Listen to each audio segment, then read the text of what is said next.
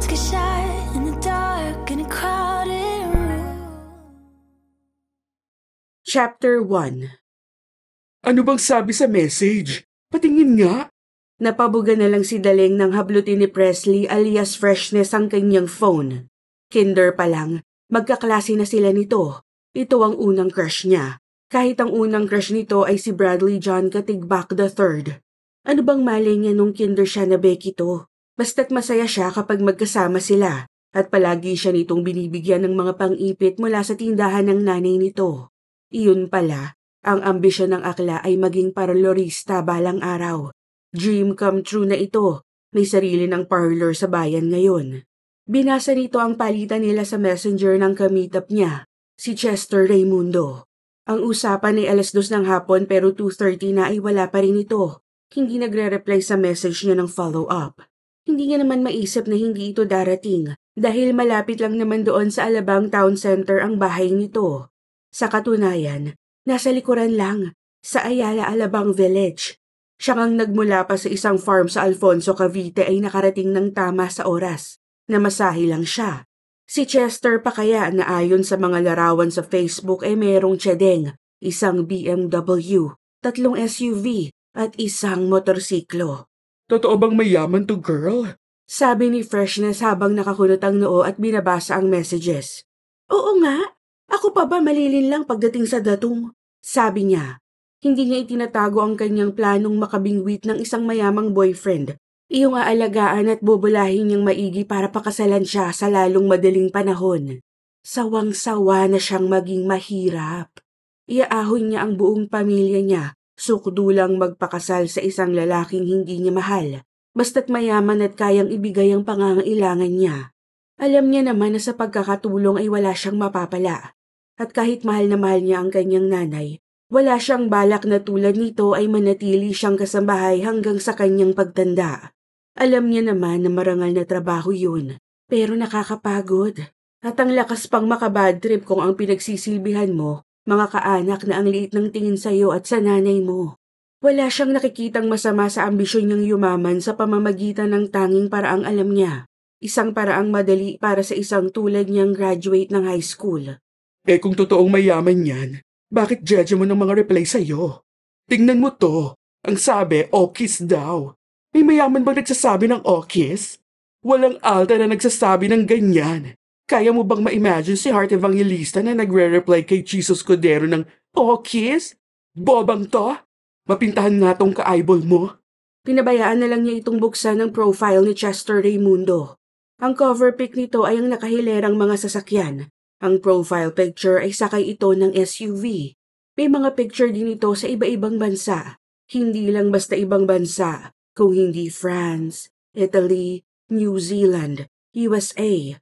At sa mga yon ay palagi itong may bit-bit na mga paper bag. Alam rin niya na hindi edited ang mga larawan dahil meron din itong video sa mga yon. Ang mga damit nito ay mamahalin din. Pero ang Jeje hindi bagay sa kanyang mga damit sa true. Komento ni Freshness.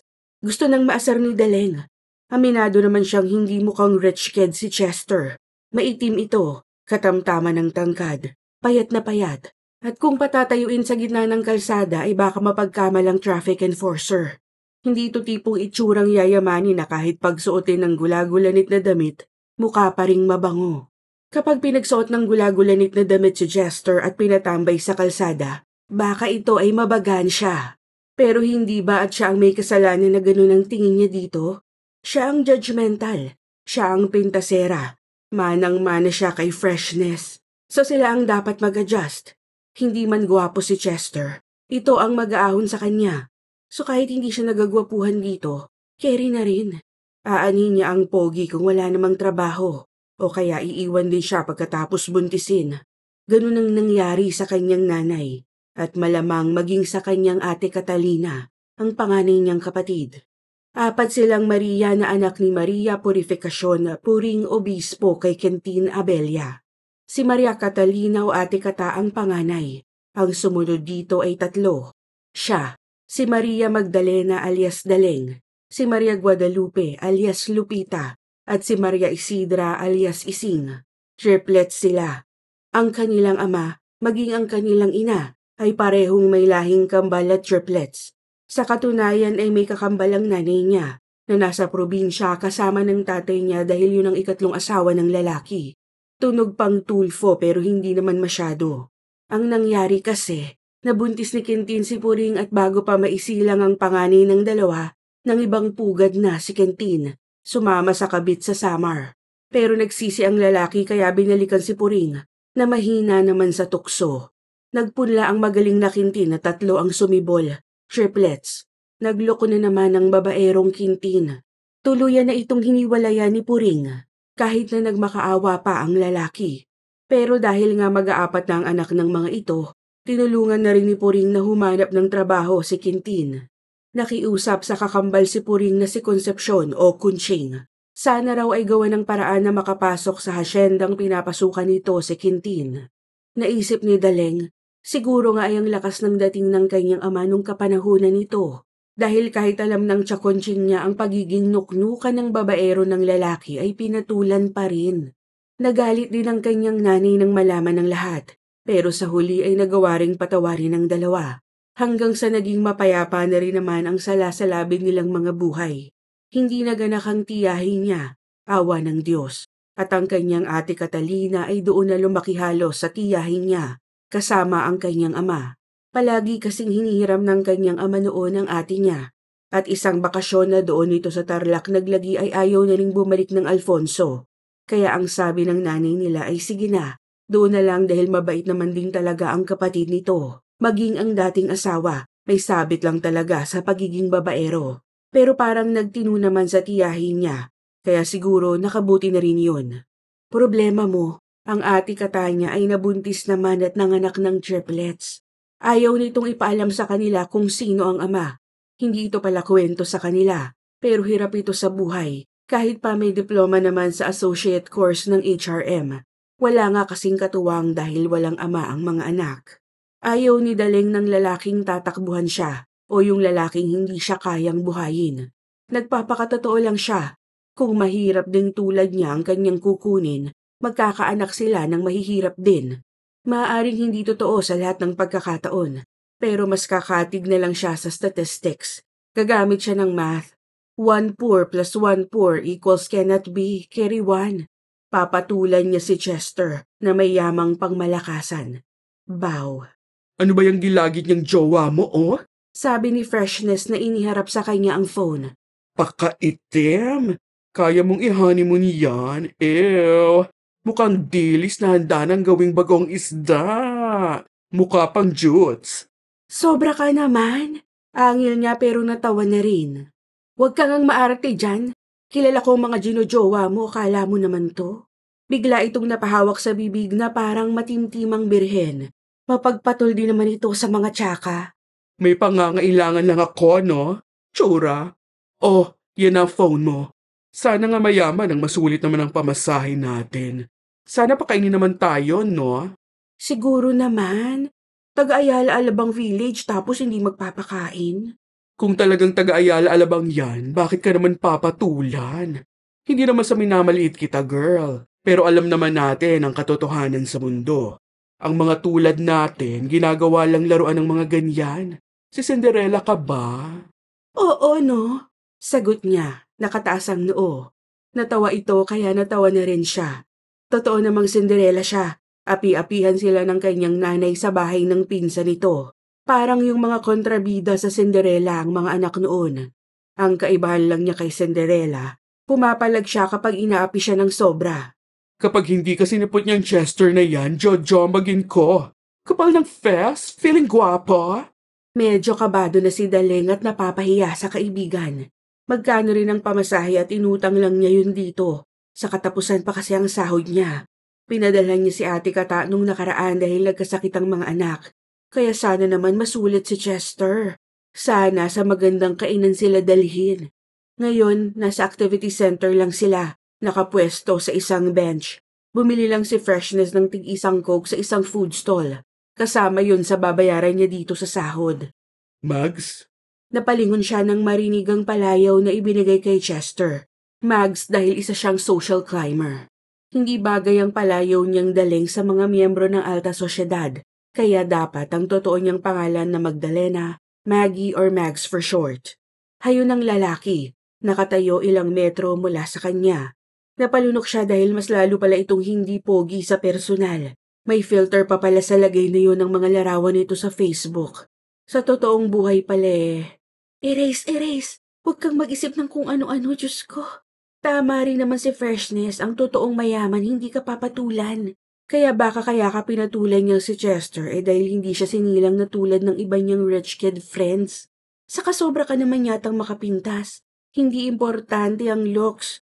Ang importante, mabait at hindi mauubusan ng laman ng wallet. Hey, sabi niya sa pinakamahusay na rendesyon niya ng tonong konyita. Hindi naman mahirap gawin dahil ang mga pinsan niya ay maarte kung magsalita. Madali ng tularan. Hey, Sabi nito, itinaas ang shade sa ulo. Inay ko, ito yung tipong hindi pagbebentahan ng foil sa tindahan Sa loob-loob niya pero agad din yung in-erase. pasensya ka na ha. May pinadaanan kasi si Mami It's okay. By the way, this is Freshness. Fresh, ito si Chester. Pakilala niya sa dalawa. Tumangulang dito si Chester, nakangiti, saka siya muling binalingan. Actually, importante ang inuutos ni Mami I need to go to my dad sa Forbes Park. Emergency Ayan nga pinasama ang bodyguard ko para lang sure na hindi ako magtatagal. Anong nangyari? Tanong niyang bahagya lang na pasulyap sa bodyguard ng lalaki na nakatayo ilang dipa mula sa kanila. Malaking lalaki, nakatalikod sa kanila, naka-Amerikana, may nakapasak na earphone sa tenga, parang CIA style pa yata. Yun ang mga nakikita niya sa pelikula. I can say pasensya na ha. Next time guys ha. Teka! Sabi ni Freshness na biglang tumayo. Pinagastos mo kami para makapunta dito tapos pauuin mo na lang kami basta? Freshness ano ba? Saway niya sa kaibigan. Oh sorry. Naglabas ng 500 si Chester at ibinigay sa kanya. Sorry Next time Paano? Nagmamadali na itong tumalikod. Pumihit ang bodyguard.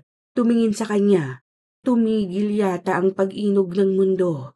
Natulala siya sa napakagwapo niyong muka. Kakabugin si Papa P. Kakabugin kahit Hollywood stars. Ang ganda ng panga. Ang tangos ng ilong.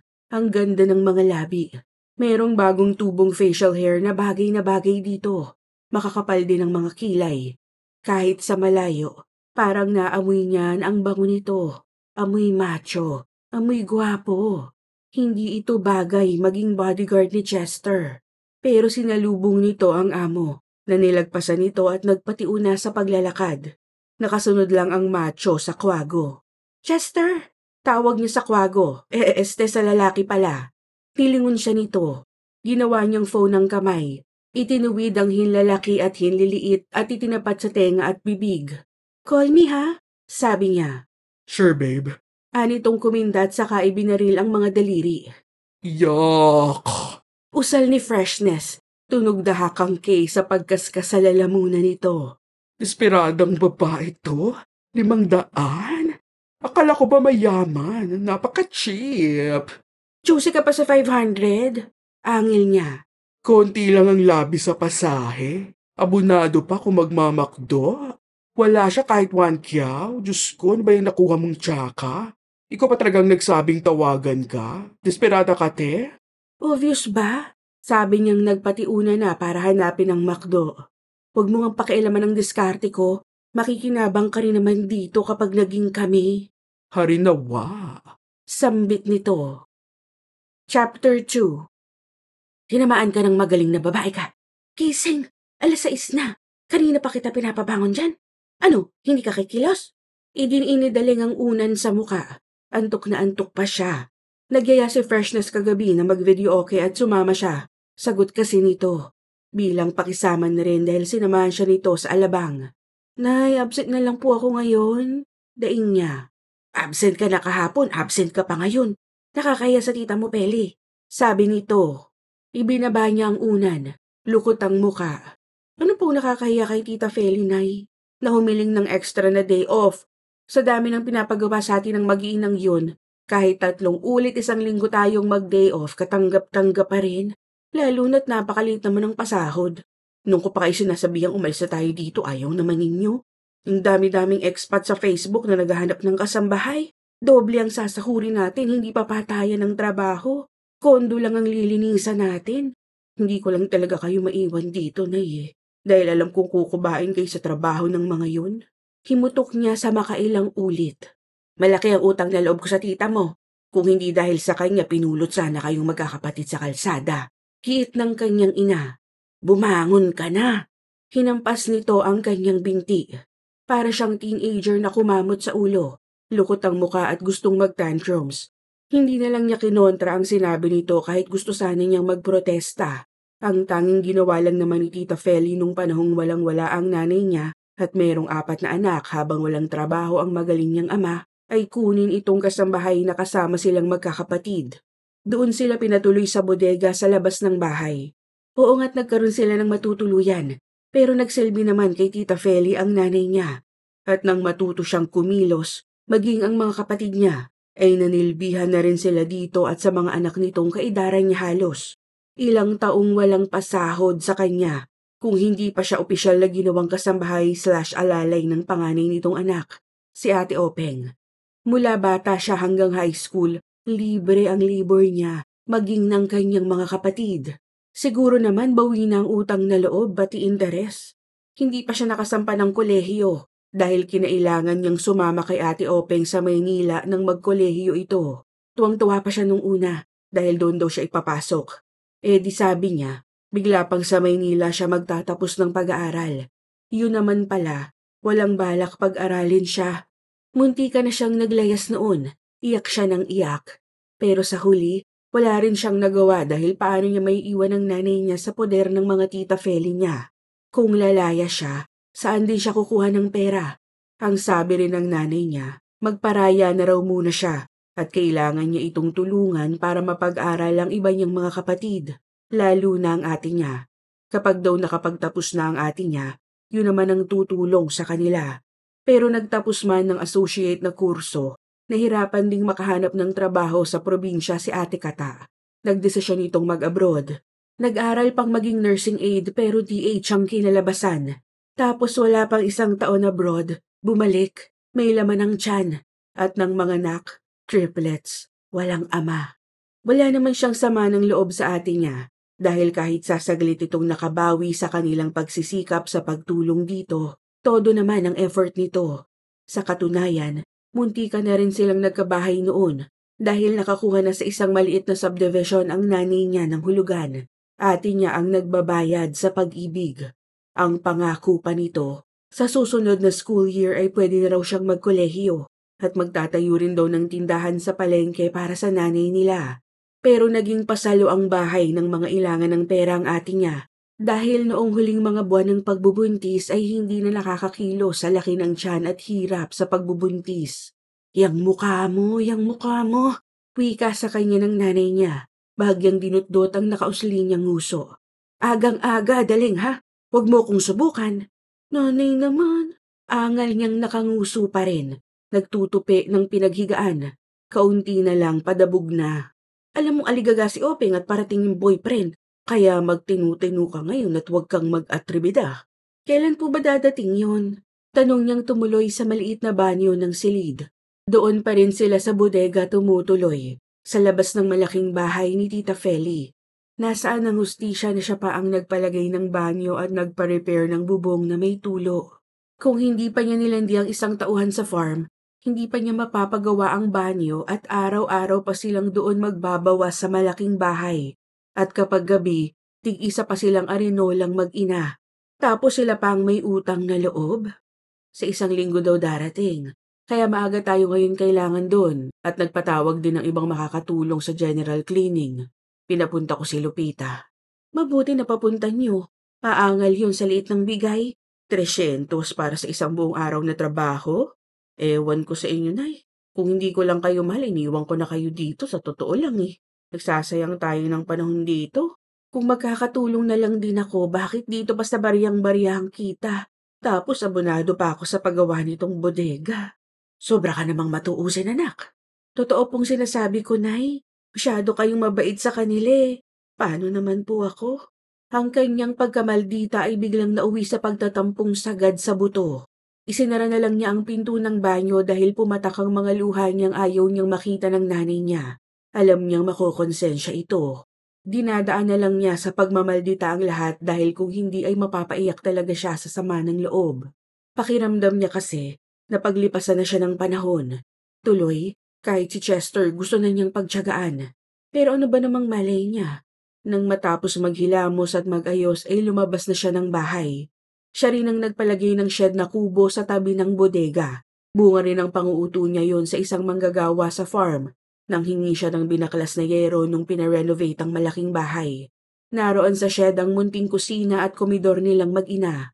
Tuwing may madedilhensya siyang materyales, nagiging chatmate siya ng mga pwedeng utuing lalaki sa farm. Konting pa-cute, libre labor na. Siya pa ang bibigyan ng merienda. Alam niyang maganda siya dahil ang mga ninuno niya ay mga Kastila. Mestiza siya, kaya tisay ang bansag sa kanilang triplets.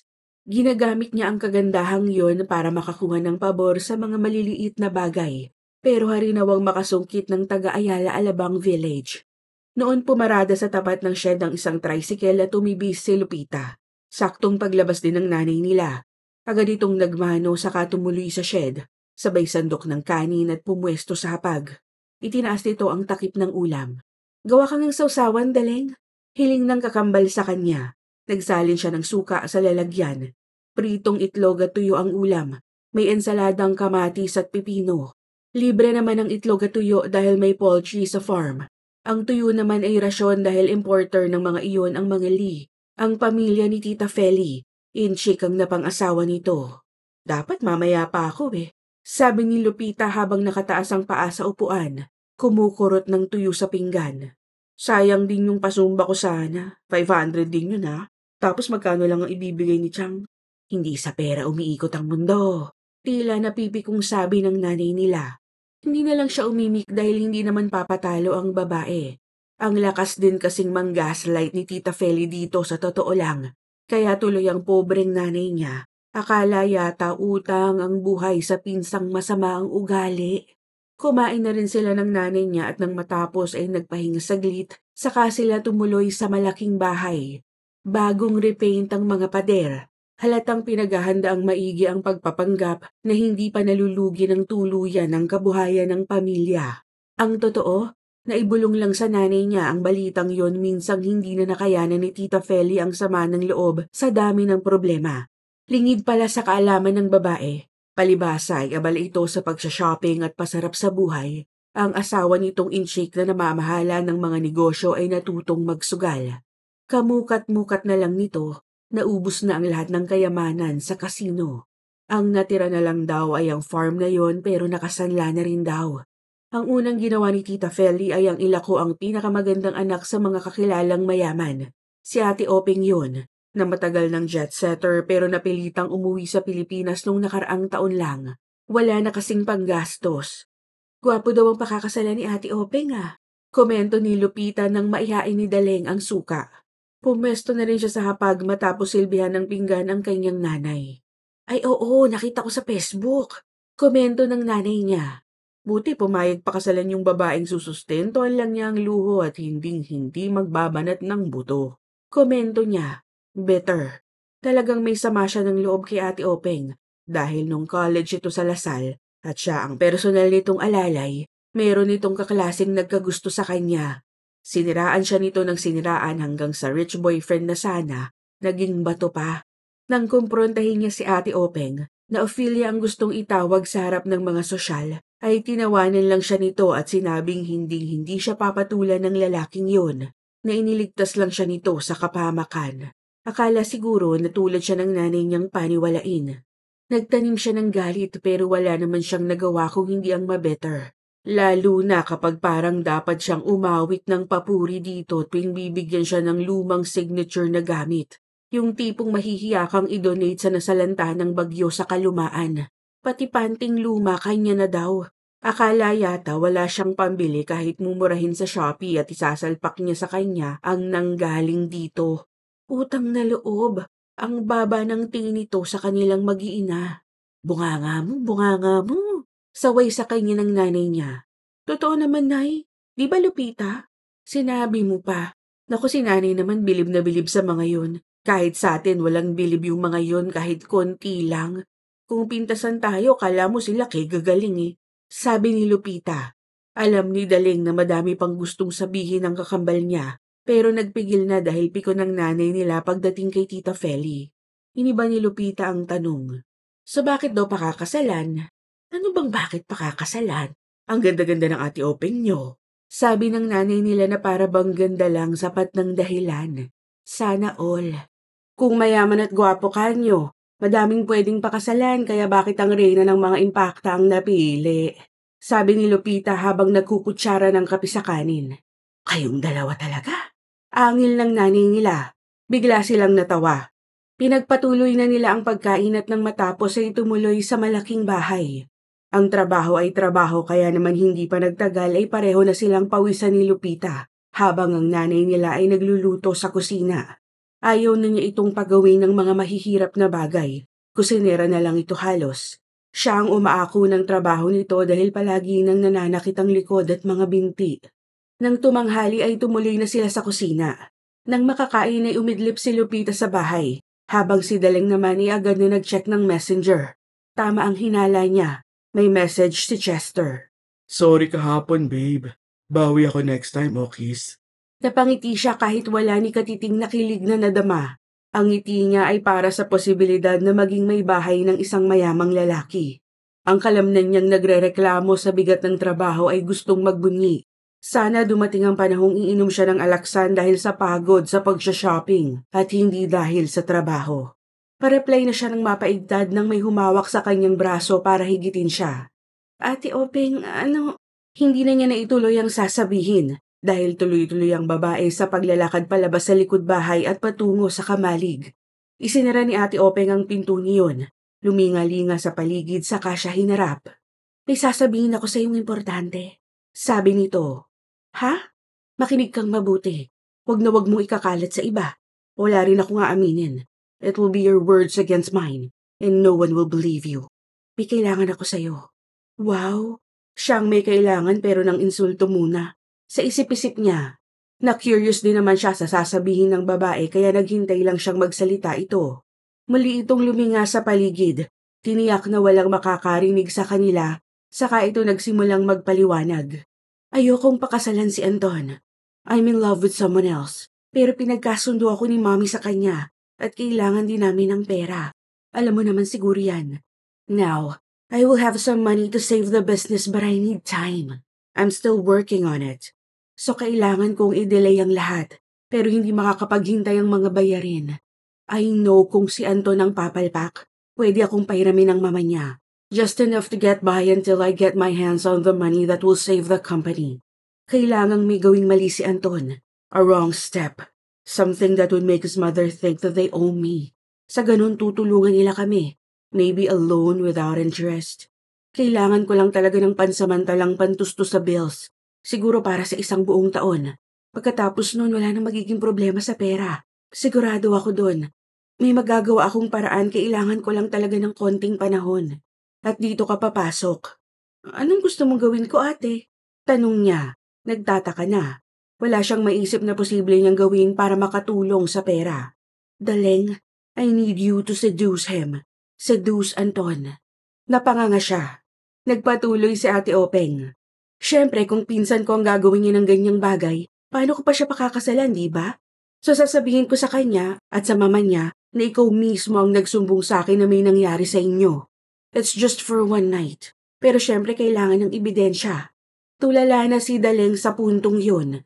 Hindi niya magawang magsalita dahil sa pagkagulantang. Kung magsalita si Ate Openg, para bang nagpapaplansya lang ng damit? Kahit ang gusto, tumihaya siya at ihain ang alindog sa lalaking pakakasalan nito. Baliw na babae, lakas maka-beast mode. Naiintindihan mo ba ako, Daling? Sabi nito. Ate, hindi ko alam kung anong sinasabi mo. Bakit ko gagawin yan? Anong akala mo sa akin? Tumaas na ang tinig niya. Gusto ng impaktang to na ibigay niya ang katawan sa isang estranghero. Baliw talaga. Ano siya? Karne na pwedeng basta nalang ihain sa kung sino? Bibigyan kita ng 1,000,000, sabi nito. Bigla siyang natigilan saka nagkasamid-samid. Pag-isipan mo, walang ibang makakaalam. Tayong dalawa lang. Ang pera pwede mong gamiting puhunan. Bonus pa, sasabihin ko kay mommy na sabihin sa nanay mong mag-retire na. I will also give your mother some money, maybe 100,000. Hindi ba noon mo pa gusto yun? Alam ko dahil narinig kong pinag-uusapan ni na Evelyn. Tukoy nito sa isa pang kasambahay. Gusto na sanang matuwa ni Daleng pero wala siyang tiwala sa babaeng ito. Sigurado siyang lalamangan siya nito. So gagawin ko muna saka mo ko babayaran ate? Maaskad niyang tanong. Akala niya ay mapipiko ng babae pero may nakahanda itong sagot. I will have the money in the bank. Kung oo ka, ita-transfer ko within the day. Kalahati lang muna syempre. Kalahati kapag natapos na yung trabaho. Ilang sandali bago siya nakatugon. Paano kung hindi maging successful? Kailangan mong makakuha ng picture.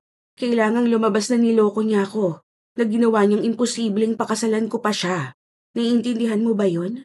Hindi nito sinagot ang tanong niya kaya inulit niya yun. Ibabalik ko rin ba sa iyo yung kalahati kung hindi ko magawa? I will give you 50,000 for the attempt, sabi nito. So paano yun kung na-deposit mo na yung kalahating milyon? Sabi niya. Well, that's simply the risk I have to take. Pinal na sabi nito. Mabilis na gumana ang isip ni Daleng. Siguradong magagalit ang nanay niya pero mapapatawad siya nito. Kilala rin niya ang babae. Siguradong mahihiya na ito sa pinsan na taalis na doon. So parang solusyon sa dalawang problema niya ang masosolve sa alok ni Ate Openg. Pero mas mainam ang pangako nitong pagre-retiruhin ng nanay niya with 100 kyaw. Hindi na niya kailangang maghanap ng mayamang jowa. Makukuha niya ang ate niya sa probinsya para magtindahan na lang sila. Pero parang kulang ang 1M kung bibili pa sila ng bahay. 3 million ate, sabi niya. You greedy little. Ate, anong mararating ng 1 million? Alam kong isang bag mo lang halos yun. Nung nang nag-abroad ka, nakikita ko yung ticket mo kalahating milyon ang isa. 3 ang pamangkin ko, wala kaming bahay. Magnenegosyo pa ako. Wala na halos mararating yung 1 million sa panahon ngayon. Diretsang pahayag niya. Totoo lang yun. Isa pa, kung nag-aalok ito ng 1 milyon, siguradong daan-daang milyon ang makukuha nito. Hindi galante si Ate Openg. Never naging galante. Akala mo ito palaging sinasamantala. Ngayon, talagang sinasamantala niya ang sitwasyon pero kung tutuusin, malaking bagay ang pinapagawa nito sa kanya. Pero dahil siya lang ang makakagawa nun, tataasan na niya ang presyo. Bahala na kahit wala siyang idea kung paano gagawin ang lahat ng yun. Ang nanaig sa kanya ay ang salapi. Kasi kahit tubuan pa siya ng kalyo hanggang mukha pa, hindi niya may ipon ng halagang yun sa pangangatulong. Hindi niya may ipon ng halagang yun sa pangangatulong.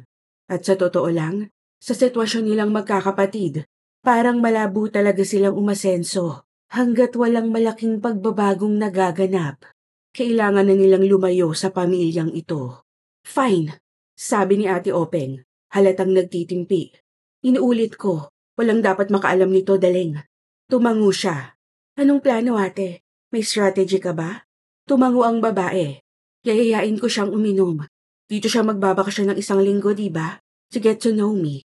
Ang sabi ng mama niya, hindi raw mahilig uminom yun. Mabilis daw malaseng. Iiwan ko kayo. Kunwari sasama ang pakiramdam ko. And then you take advantage. Do you understand? Paano kung magpaalam na rin ate? Tanong niya. Hindi ko na problema yan.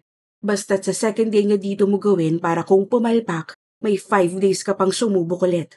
Understood? Agad siyang tumango. Understood. Chapter 3. Bagay na bagay sa'yo anak, pero parang mali yatang ganyan ang suot mo. Hindi alam ni Daleng ang itutugon sa nanay niya. Binigyan siya ng pinaglumaan ni Ate Openg. For the first time in her life, halos hindi nagamit ang damit. Malalim ang neckline. Kita ang naguumpugang dibdib niya. Siyempre, kahit ang bra niya ay mula kay Ate Openg. Yung magandang klase at lalong nagpapaganda ng hubog ng hinaharap. Ito nga raw po ang isuot ko, Nay. Sabi niya. Kaya nga po tayo binigyan ng mga damit para daw hindi tayo mukhang muchacha. Bibig mo. Saway nito. Totoong maging ito ay binigyan ng damit. Siyempre nga naman, kailangang maging presentable sila. Kailangang hindi malaman ng bisita na sila ang mga inaaping kamag-anak. Pero siguradong kung walang hinihingi si Ate Openg, malamang na hindi ganun ka-daring ang ipapasuot sa kanya. Pero dahil nga may kailangan siyang trabahuhin, dapat na ipakita ang magandang hubog ng kanyang katawan. Nakokonsensya ba siya? Natatakot? Nag-aalala? All of the above? Idagdag pang naliliit siya sa sarili. Para bang wala siyang dignidad? Kahit na sinabi na niya sa isip na hindi niya mapapakain ng dignidad ang kanyang pamilya. Kung tutuusin naman kasi, pinakamahusay ng desisyon itong gagawin niya. Dahil ano pa ba ang nakalaan sa buhay niyang parang napakabagal ng pag-asenso. Mahirap ang buhay at kung uunahin niya ang pagkakonsensya at ang moralidad, papaglilipasan siya ng panahon na dilat ang mga mata. Kaya lunok-lunok na lang ng pride, kahihiyan at moralidad. 3 milyon para sa isang gabi? Push na! At meron na siyang 1.5 milyon sa bangko. Tumupad naman sa usapan si Ate Openg, na ibig sabihin desperada ito. At siya naman ay mautak. Ni-record niya ang isa pa nilang usapan para in case ayaw nitong ibigay ang kalahati ng bayad, may panlaban siya dito. Nakasilip yang dede mo, anak. Patuloy ng nanay niya. Diyos ko naman si nanay. Hindi naman po ako madre. Hayaan niyo na't si Ate Openg naman ang nagbigay nitong blouse. Itong araw po ang isuot ko. Wala nang nagawa ang babae. Tumuloy na sila sa malaking bahay. Sa kusina sila dumiretso at doon naghintay. Kanina pang umaga nagluluto ang nanay niya. Masaganang lunch ang aabutan ni Anton. At bukas ng gabi, sarili naman niya ang ihahain sa lalaki. Malapit na siyang dumating. Yun ang message na pinadala niya kay Freshness. Usapan man nila ni Ate Openg na hindi dapat malaman ng iba, hindi niya pwedeng hindi ipagkatiwala ang sekreto sa best friend. Marunong magtago ng sekreto si Freshness. Bukod sa kailangan niya ang tulong nito, wala siyang alam sa pang-aakit ng lalaki. At ito ay madaming karanasan sa boylets. Lalo na sa pakikipagjugjugan. Siyempre, alam nito kung paano matitiyak na maaakit ang lalaki at kailangan niya ang pagkadalubhasa nito sa larangan ng kalandian. Basta't kung hindi siya Bex, sure nang mawawasak ka kung gagawin mong manghabilin ko. Tatagan mong loob mo. 3M is 3M. At least hindi mo na kailangan magtyaga kay Chester Jejemon. Reply nito. Tama naman ang kaibigan niya. Hindi lang niya maiwasang kabahan pa rin. Hindi pa rin siya mapakali hanggang sa i-anunsyo ni Evelyn, ang isa pang kasambahay, na dumating na raw ang bisita.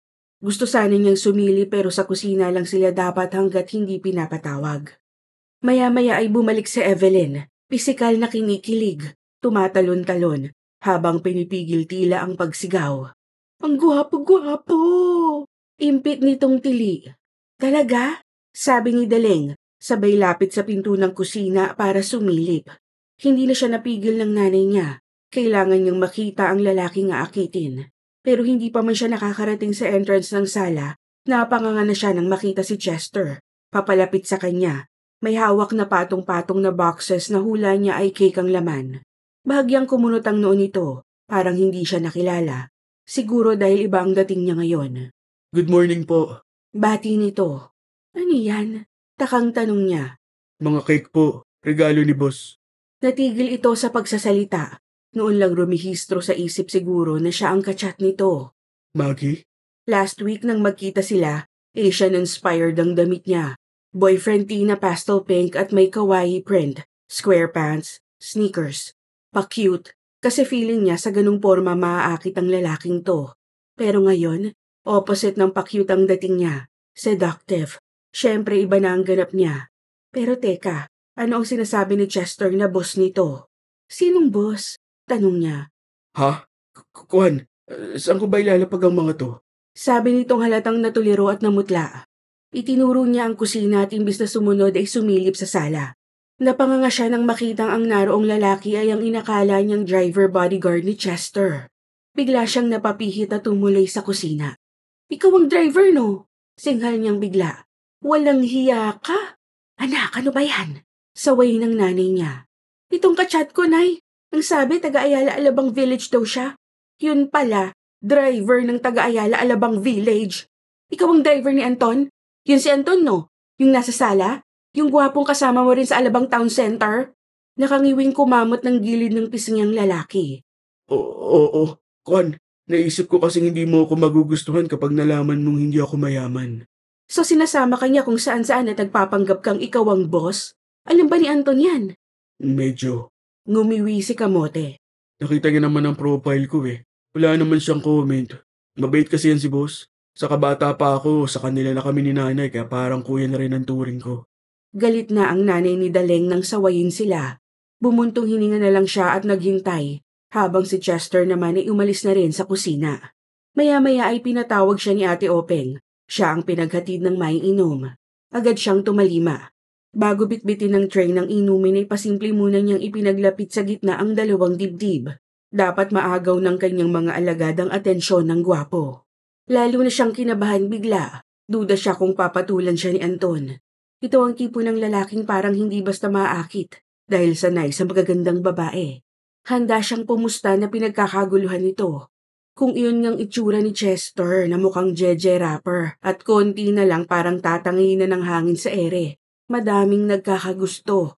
Paano pa yung totoong mayaman at sobrang gwapo? Tipuhang Catriona ang chicks nito malamang. Nang maihain ng inumin ay pinakilala siya ni Ate Openg kay Anton. Anton, this is my cousin Maggie. Maggie, this is Anton. Kumunot ang noon ng lalaki. Parang nakilala siya agad. Gayunman, hindi nito pinaalala yun. Baka hindi maisip kung saan eksakto siya unang nakita. Shete, mas gwapo sa malapitan. Sa loob-loob niya. Itataob ni Anton sina Papa P at Dong Dantes. Kahit 2 versus 1 pa. Ang ganda ng panga. Mestizo pero hindi maputi. Bahagyang kayumanggi. Matangos ang ilong nito. Makakapal ang kilay. Deep set ang mga matang parang tutunawin ang sino mang titigan. Malapad ang balikat. Bakat sa mahabang manggas na nakalilisang maskuladong braso. Tipong kapag niyakap ka, ayaw mo nang umalis pa doon. Paano tumaakit sa kanya? Samantalang kahit Hollywood star parang ka-level nito. Isa na ngang himala na naroon ito para pakasalan si Ate Openg. Maganda ang babae pero madaming mas maganda dito na hindi nangangailangan ng pera. Kaya ano ang dahilan? Hindi iyon malinaw sa kanya. Hello. Formal na bati ng lalaki. Inabot ang kamay sa kanya na tinanggap niya naman. Dama niya ang panginginig ng kalamnan.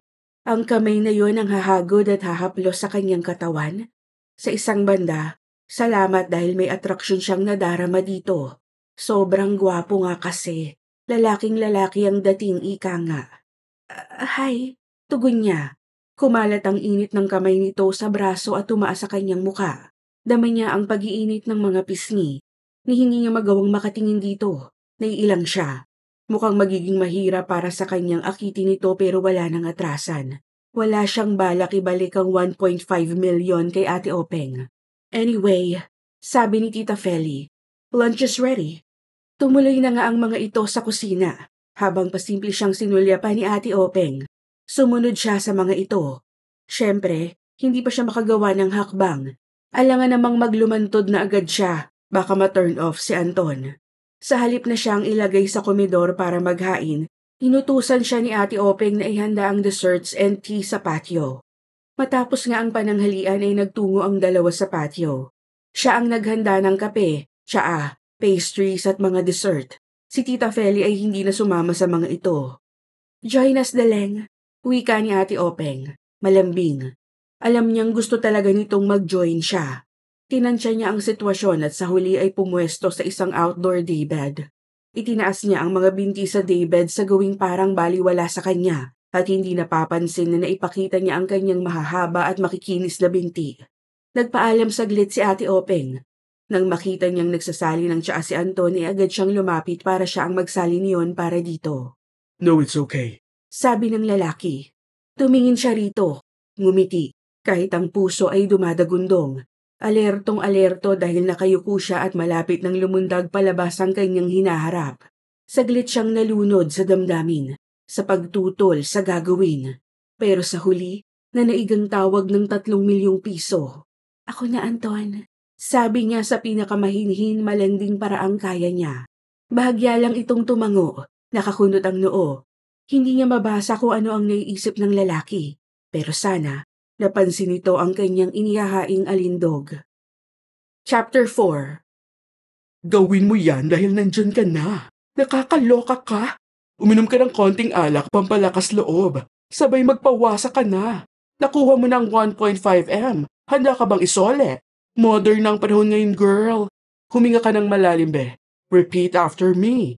3 milyon is 3 milyon. And go. 3 milyon is 3 milyon. Sambit ni Deleng. Nasa second floor siya ng bahay. At sinenyasan na siya ni Ate Openg kani-kanina kaya nagpaalam siya. Sinigurong malinis at mabango ng maakit ng husto si Anton. Aalis na si Ate Openg at iiwan siyang kasama ang lalaki. Kailangan niyang gumawa ng paraan para matupad ang usapan nila sa gabing yon. Pero bago yon, kailangan niyang manghiram ng lakas ng loob kay Freshness. Kailangan kong ipaalala sa sarili kong walang pupuntahan ng buhay ko kung hindi ko gagawin to, sabi niya sa kaibigan. 3 milyon para sa isang gabing trabaho. Hindi na masama. Lalo na gwapo si Anton. Repeat. 3 milyon para sa isang gabing trabaho. Hindi na masama. Lalo na gwapo si Anton. Pag-uulit niya, saka humugot ng malalim na hininga. Sige Fresh, salamat ha. Alam niyang kung hindi niya ito binili na naipush siya, ang sasabihin nito sa kanya ay huwag niyang ituloy. Pero naiintindihan nito na malaki ang pangangailangan niya, kaya ginawa nito ang habilin niya. Tinapos na niya ang tawag. Saglit na kinalma ang panginginig ng mga kamay, saka tumuloy sa Teresa. Prenteng nakapwesto sa daybed si Anton, mukhang may konting tama na sa alak. Nagpaalam na nga si Ate Openg. I'll see you tomorrow, Anton. Si Maggie na lang munang bahala sa'yo, okay? Okay.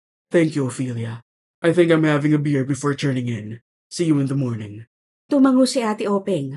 Makahulugan ng tingin na ipinukol sa kanya, saka umalis na rin. Pumwesto siya sa tabi ni Anton. Kumunot ang noon ng lalaki.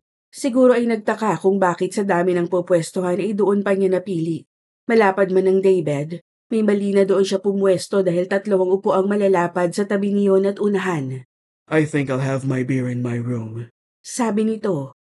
Bakit naman? Wala na akong kainuman. Sabi niyang ngumiti. Pinagmasdan siya ng lalaki. Matagal. Sa puntong nailang na siya. Bigla tuloy siyang umabot ng beer mula sa ice bucket at uminom. Would you mind handing me one as well, hon? Napasinghap siya sa endearment nito at napatingin dito. Ngumiti ito sa kanya. Dumagundong ang kanyang dibdib. Parang mabibingi siya sa lakas ng tibok ng kanyang puso. Inabutan niya ito ng isang bote. Muli itong ngumiti. Sobrang gwapo. Natutunaw ang lahat sa kanya. Paano kaya makasama ang isang tulad nito sa araw-araw bilang boyfriend o asawa? Siguro ang lakas makatimang. As in matutulala na lang dito. Parang lahat dito ay masarap pagmasdan. Ang pagngiti nito, pagkunot ng noo, pagtaas ng sulok ng labi, kahit ang facial hair nito parang gusto niyang haplusin, busisiin. Stop looking at me, hon. Sabi nito, nakangiti pa rin. Wait, nilalandi ba siya nito? Kung ganon, hindi siya mahihirapan sa nakatoka niyang gawin. Sa madaling sabi, loko-loko rin ang lalaking to. Buong akala niya mahihirapan siya, lalo na at alam nitong pinsan siya ng pakakasalan nito. Pero hindi nila ito kilala at babaero pa yata at taksil. Well, mas maganda nga yun. At least madali niyang mairaraos ang trabaho. Lakas loob na lumiyad siya. Anton, Yes, dear. gusto mo ba ng strawberries? Umabot siya niyon mula sa coffee table. Tumingin sa lalaki at mapang-akit na dinilaan ng prutas. Saka sinubo at kinagat. Tumulo ang katas sa gilid ng kanyang labi na agad niyang pinahid ng daliri. Siyempre, dinilaan niya rin ng daliri. You're playing with fire, Maggie. Sambit nito, titig na titig sa kanya. Kinagat niya ang labi, umabot ng strawberry, saka iyon inilapid sa mga labi nito. Kumagat ang lalaki, titig na titig sa kanya. Tumaas baba na ang dibdib niya sa puntong yun. Totoo ang init na nadarama niya, at parang walang paraan para maapula ang pagkalat ng apoy. Napasinghap siya nang dumako ang isa nitong kamay sa kanyang leeg, sa isang marahasanang aktwasyon kung hindi lang napakagaan ng mainit nitong palad sa kanyang balat. Walang pakay na manakit. Bagkus ay tila nagpapahayag ng banayad na pag-angkin. Hinagkan siya nito. Banayad na banayad ang halik na kumikiliti sa kanyang katawan. Anton, sambit niya. You little tease. Siya na ang kusang humalik dito. Naging mainit ang pagtugon ng binata. Napahiga siya sa daybed at kinubabawan siya nito. Sa kwarto mo tayo? Sambit niya. Baka may maligaw na kasambahay sa gawing yun. Maantala ang plano niya. Hindi pwede yun. Come. Mabilis itong tumayo. Inalalayan siyang makabangon din. Saka siya hinigit patungo sa silid na inookupa nito. Nang makapasok doon ay agad siya nitong isinandal sa pinto. Itinukod ang mga palad sa pagitan niya. Saka siya hinagkang muli sa mga labi. Ang sarap-sarap nitong humalik. Nalulunod siya sa mga emosyon at sensasyon. Napakadali palang baliwalain ang lahat ng pag-aalinlangan kapag may maiinit na labing ganun kasarap humalik. Nagsimula sa paglalapat ng mga labi ang lahat, pero hindi nagtagal ay natupok sila ng apoy. Isa ba yung trabaho? Parang hindi sa pakiramdam niya, dahil pinagbigyan lang niya ang natural na silakbo ng damdamin. At nang marating niya ang kaitaasan ng ilang ulit ay naisip niyang sayang. Sa gabing yon nagsimula at nagtapos ang lahat sa kanila. Nang humupa ang init ay hinila siya ng antok habang literal na nasa ibabaw nito. Ang init nito ay nadarama niya sa kanyang balat. Nawala na sa isip niya ang pinakaimportanting bahagi ng trabaho at naalala lamang yon nang magising na siya. Tulog na ang lalaki sa ilalim niya. Kapwa pa rin sila, walang saplot pero natatakpan ng kumot. Ayaw niyang umalis doon pero kailangan. Maingat siyang tumabi dito. Inabot ang phone mula sa bulsa ng dress na nasa sahig. Saka maingat na kinunan sila ng larawan sa pwestong hindi maipagkakamali sa kahit na ano pa. Pero munti ka na siyang mapatili nang makita sa screen na nagising ang lalaki. Inakbayan siya at hinagkan sa pisngi. Inabot nito ang phone. Let me get the perfect shot. Show it to your cousin. Show it to whomever you want. Ophelia's not getting a single centavo from me. But I did you a favor, didn't I? 3 million. You're gonna get it from her. So keep this a secret until you get the 3 mil. Say cheese, babe. Ngumiti ito sa kamera habang siya ay nakaawang ang mga labi sa pagkabigla. Iyon ang huling kuha ng kamera bago ito tumayo ng walang pagkapahiya sa kahubda nito. Anong sinabi mo? Tanong niya dahil kahit nabisto siya nito, hindi pa rin niya alam kung paano kaya baka naman nagkakamali lang siya ng iniisip. Narinig kita sa phone kanina. 3 million for a single night's work. Hindi na masama, sabi mo nga. I have to agree. Napanganga siya nang maunawaang narinig nito ang sinabi niya kay Freshness kanina. Wala siyang makuhang sabihin sa lalaki. Nagpatuloy ito. I run a big business, babe. I'm not stupid. It's not hard to guess what kind of emotional manipulation your cousin is planning, since her mother is my mother's friend. Nagtapi na ito ng tuwalya sa baywang. You got the evidence I assume is required of you. You will get paid, yes? Tulala pa rin siya sa lalaki. I will keep my mouth shut for 5 days. Get your money then. After that, it's no longer in my hands. Go now, little one, and don't you ever do this again. You're still lucky. Others would have eaten you alive. Saglit itong natigilan, parang may na-realize, saka ngumiti. I did it too. Eat you alive. But I meant it another way. Go. You better be gone when I come back, or you might regret it. Tumuloy na ito sa banyo. Dali-dali siyang nagbihis at saka lumabas ng silid. Napaiyak siya sa takot. Hindi niya magawang makapag-isip ng matino. Ano ang gagawin niya ngayon? Ipapaalam kay Ate Openg ang lahat? Bilang isang hindi balasubas na kausap, dapat na iyon ang gawin niya, hindi ba? Pero ang ibig sabihin noon ay isasauli niya rin ng pera at 50,000 lang ang makukuha niya. Pwede niyang kausapin si Anton at sabihin wag nang ipaalam sa pinsan niya ang lahat. Pero bakit naman siya nito kakampihan? Agad niyang tinawagan si Freshness at sinabi ang sitwasyon. Sinabi na nga sa'yong may 5 araw ka para kunin ang bayad mo eh. Kaya trabahuhin mo yon. Saka mo layasan ng pamilyang yan na never kang itinuring na kaanak. Diyos ko naman, Daleng. Gamitin ng utak minsan. Sermon nito. Chapter 5. Tumupad sa usapan si Ate Openg, kaya nakabili si Daleng ng isang property sa bayan ng Santillan. 2 bayan ang layo sa farm. Nasa highway yon, malaki, clean title, rush sale. Higit na malaki ang halaga sa budget niya para sa bahay, pero malaki talaga at pwedeng gawing tindahan ng unahan, habang ang istruktura sa gilid ay pwedeng gawing paupahan. 3 pinto iyon bukod sa itaas, at nakabukod din iyon sa main house. Swerte talaga ang tiyempo at naging mabilis ang desisyon niya. Sa kabila ng tuwa niya sa bagong buhay ay hindi niya maiwasang maalala si Anton mayat maya. At sa tuwing may isip niya ang naganap sa kanila, may kung anong init siyang nadarama. May mga pagkakataon pang gusto niya itong makita, pero alam niyang malabo iyong mangyari. Ano nga ba ang motibasyon nito at itinuloy pa rin ang lahat, kahit alam naman palang gano'n ang usapan nila ni Ate Openg. Lumalabas na ang sama din pala nito. Ginusto lang siyang madala sa kama. Huwag mo na kang isipin. Isang gabi lang yun, kalimutan mo na. Mag-move on ka na. Bagong buhay na to para sa pamilya. Sa isip-isip niya, ganoon nga siguro, kahit mahirap malimot ang lalaking una niyang nakasama. Yun lang siguro ang dahilan kung bakit madalas niyang maalala si Anton. At sa gabi, aminado siyang may kung anong init siyang nadarama sa tuwing makikita ang gwapo nitong mukha sa kanyang isip. Naalala pa kaya siya nito? Ano kaya ang iniisip nito tungkol sa kanya? Si Chester ay binlock na siya sa social media. Hindi niya naman ito masisi. Ang plano nitong jowain, pumatol sa amo nitong estranghero. Ang nanay niya iyak ng iyak nung una. Pinalayas kasi sila ni Tita Feli matapos magsumbong ni Ate Openg na may nangyari sa kanila ni Anton. Sinabunutan na silang mag-ina ay kinaladkad pa. Kung minsan, natutokso siyang sabihin sa nanay niya ang lahat pero alam niyang mas lalo lang sasama ang loob nito. Parang unti-unti naman itong nare-realize na nakaganda ang pag-alis nila sa poder ng mga Lee.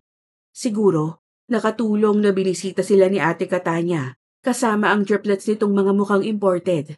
2 lalaki, 1 babae. Ang gagwapo at ganda. Naalagaan din ng lola ng mga ito sa wakas. Noon kasi ay hindi pwede dahil palaging abala sa trabaho ang nanay niya. Ang bahay ay nalagyan na ng tindahan at mukhang kakailanganin na ni Lupita na makitulong dahil malakas ang malaking sari-sari store na presyong palengke. Ang Ate Katanya ay nagdesisyon na sa kanila na rin tumira. Natanggap ito sa isang hotel sa bayan. Araw-araw na pagod si Daleng sa dami ng gawain pero masaya siya dahil araw-araw ding nabibigyan diin sa kanya na sa kabila ng lahat, tama ang naging desisyon niya. Heto at kitang-kita ang benepisyo ng kanyang pamilya. Ngayon lang sila nagkasama-samang mag-iina, pati ang kanyang mga pamangkin. Meron na silang nasisilip na magandang kinabukasan. Hintayin mo na si Manuel, mag-half day naman daw. Wika kay Daling ng nanay niya. Ikinakarga niya ang tangke ng gas sa e-bike. Ang tinukoy nito ay ang taga-deliver nila ng iba't ibang items. Tumawag na po yung umorder eh. May nakasalang daw po. Mahihilaw daw yung sinaing. Diyan lang naman sa kabilang kanto, Nay. Siya mag-ingat ka at hindi ka pa expert dyan sa e-bike na yan. Sus, wala namang tao ngayon sa kalsada, Nay. Sabi niyang lumakad na rin. On the way sa paghahatiran ay nakadama siya ng pagkahilo. At nang maiparada ang sasakyan sa tapat ng bahay ay napaduwal na siya. Umikot ang paningin. Mabuti at nakita siya ng umorder at agad siyang tinulungan. Sa sobrang init ba yan? Sabi ni Mrs. Vista. Hindi ka naman buntis na eh. Agad gumapang ang takot sa puso niya.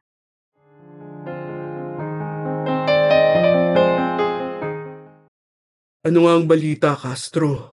Napiko na ng tuluyan si Anton sa driver kaya natawag niya na ito sa totoong pangalan.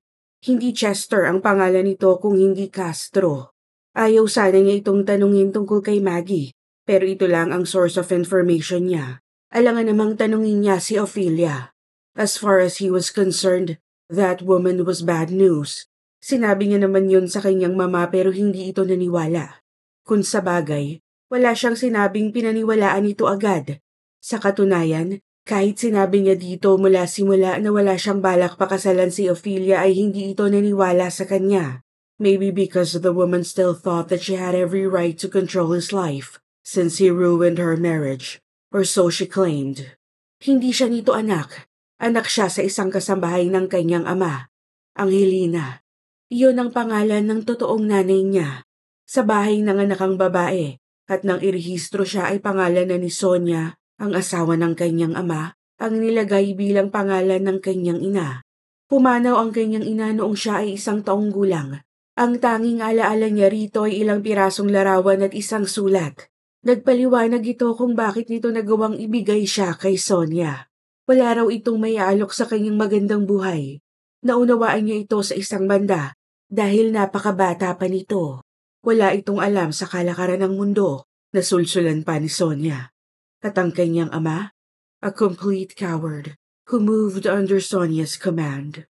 Hindi naging normal ang buhay niya dahil wala ni kaunting sandaling nadama niyang totoo siyang anak ni Sonia. Isa siyang laroang desuse para dito, tulad ng kanyang ama. Pero habang tumatagal ang panahon, natututo siyang kumawala sa pagkakahawak nito. Siguro sa ngayon ay nauunawaan na ng ganap ng babae na hindi siya nito maaaring ipakasal sa basta kung sino. Alam niya naman na may dahilan kung bakit siya nito gustong ipakasal kay Ophelia. Bukod sa kaibigan nito ang ina ng babae, ay gusto rin nitong iiwas siya sa kanyang girlfriend na si Leonora, na noong una pa ay sinabi na nitong hindi na babagay sa kanya. Isang cleaning crew si Leonora sa kanyang service department. Pero nung panahong yon ay matagal na silang hiwalay ni Leonora. May 1 taon na rin. Nagkakasama lang sila kung minsan bilang magkaibigan. Nung nakipaghiwalay ito sa kanya, umuwi ito ng probinsya at kalaunan ay sinabing nakipagbalikan na sa dating nobyo. Nang sabihin ni Sonia na maglaan siya ng 1 linggo para makasama si Ophelia ay umuo lang siya, kahit ipinauna na wala siyang balak pakasalan ng babae. Bagaman handa siyang tulungan ito sa negosyo sa abot ng kanyang makakaya. Hindi nakinig si Sonia, katulad ng palaging nangyayari. Galit na galit ito nang malaman ang ginawa niya dahil napahiya daw ito. Pero nang sabihin niya dito kung gaano kalalim ang pagkakabaon ng mga lisa utang, nanahimik na ito at sinabing siya ang magdesisyon sa iniluluhog na loan ni Ophelia. 30 million. Maliit na halaga sa kanya, pero hindi siya nababaliw para magpahiram ng walang collateral. Matapos ang ilang adjustment sa dokumento, inilipat na niya sa kumpanya ang loan ng farm ng mga ito, kasama ang ilan pang maliliit na real estate properties. Ilang ulit ko bang itatanong sa'yo kung ano ang balita? Sabi niya, bahagya ng tumaas ang tinig sa lalaking nasa unahan ng SUV. Kasi boss, walang update si Maggie eh. Baka restricted yung dummy account ko sa kanya. Tugon ni Chester. Napag-alaman niyang binlock nito si Maggie. Pero nalalaman pa rin ang aktibidades ng babae dahil noon pa pala, inad nito ang babae sa 2 pang peking accounts. Pangsubaybay daw nito iyon sa mga babae nito para masigurong hindi nagloloko. Sa totoo lang, piko na si Anton sa driver. Akala mo kung sinong gwapo ang loko. Noon pa siya hindi natutuwa sa ganong estilo nito pero sino siya para makialam? Kung nagyayabang ito sa iba, buhay na nito yon. Basta't maayos ang trabaho nito sa kanya. Kaso nitong huli, iritado siya dahil parang ayaw pagsundin ang pinapagawa niya. Simpleng-simple. Alamin kung kumusta na si Maggie nang hindi nalalaman ng babae na nagpapakamusta siya. Mahirap bang tignan ang profile ng babae para makita kung maayos ba ang lagay nito o ano? Bakit mo kasi binlock? Sabi niya. Pasensya na boss. Give me the phone. May iritasyon na ang tinig niya. Para bang sa bawat pag-andar ng mga araw ay lalo na siyang hindi mapakali. Kailangan niyang malaman kung ano ang nangyari kay Maggie. Lobat, boss. Sabi ng driver. Tuluyan ang humulagpos ang tinitimpi niyang galit. Dumukwang siya mula sa backseat at hinablot ang phone. Stop the car. Singhal niya nagigil. Are you f***ing kidding me, Castro? Boss, Tinitigan niya ito sa rearview mirror. Bakas ang takot sa mga mata nito. Inaasahan niyang kakanta ito at yun mismo ang ginawa ng lalaki. boss, kasi bili ni Madam na sabihin sa kanya ang lahat. Kung sakali daw na gusto ninyong makausap si Maggie, gawan ko ng paraan. You're fired. Sabi niya, galit na bumaba para siya ang magmaneho. Boss, wag naman. Pakiusap nito, parang maiiyak na. Nagpakatimpi-timpi siya at sa huli ay bumalik sa backseat at sinabi, Sabihin mo sa akin lahat ng sinabi at ginawa mo. Dalin mo ako kay Maggie. hindi niya alam kung ano ang kanyang ginagawa. Ang alam lang niya, kailangan niyang muling makita ang babae. Tiyaking nasa maayos itong kalagayan. Hindi niya alam kung para saan at kung ano pa ang magiging pakay niya dito. Pero sa sobrang tagal niyang pagtitimpi, ngayon ay sumambulat na at kailangan na niyang makita ang dalaga. Was she able to get all the money? She should. Hindi niya sinabi kay Ophelia ang natuklasan dahil wala siyang nakitang dahilan para doon. Hindi pa makukuha ni Maggie ang kabayaran kung gagawin niya yon. Nung una, plano sana niyang sabihin sa kanyang mama pero hindi na niya ginawa. Lalo na nang simulan siya nitong pamukaan tungkol sa kung gaano siya kaswerte kung tutuusin sa isang tulad ni Ophelia. He decided to be the bigger person.